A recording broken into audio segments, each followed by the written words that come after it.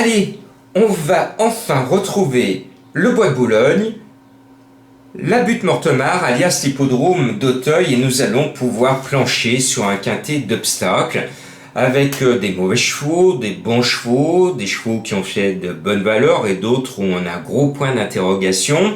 Bon, je vous le rappelle, c'est la grande forme quand même. Dimanche, vous avez vu la tête du caissier. C'était un peu historique. Tiercé dans l'ordre, quarté dans l'ordre, quinté dans l'ordre, quinté dans l'ordre.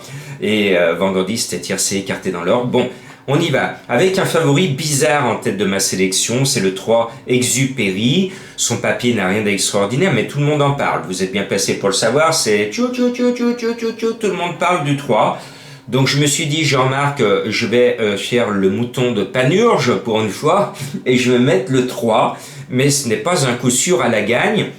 C'est peut-être même pas un coup sûr dans le quintet, mais bon, on le met devant pour faire un peu comme tout le monde. Et je mets en coup de cœur juste derrière le 5 Raster, parce qu'il vient de finir aux côtés d'Exupéry. Donc si vraiment Exupéry est le tout bon cheval qu'on nous annonce, le 5 va finir à côté de lui, donc mon coup de cœur sera à l'arrivée. Mais on connaît des chevaux bien mieux que ceux-là. On est sûr de leur valeur quintée, donc je vous incite un petit peu à faire confiance au 7 Evans Knight. Au numéro 4, Mester, très bien connu au niveau du quintet, même s'il n'est pas toujours à l'arrivée des courses à la carte. Et puis le 2, Saint-Corneille, bien décidé, il pourrait avoir ma bénédiction. C'est un cheval qui décide. S'il a envie de faire l'arrivée, il va se retrouver dans les 3-4 premiers sans trop de difficultés. Mais avec lui, on ne sait plus à quel sein se vouer. Et oui, il fallait que je la sorte, celle-là. Et puis, Last Sparkler, c'est le plus titré, c'est le plus doué, mais c'est aussi le plus chargé. Il a beaucoup de poids sur les épaules avec son joker. Peut-être qu'il serait mieux en steeple, mais son entourage a décidé quand même d'honorer cet engagement. Et je me dis que sur sa valeur, il a la pointure des quintets. Je me dois de le glisser sur mon ticket.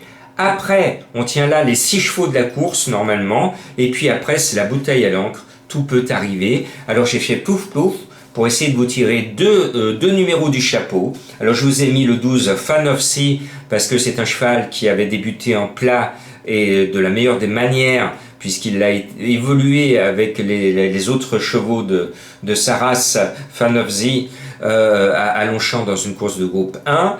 Et puis le 8, Valentin Rose, c'est tout simplement le cheval de Madame Colombo.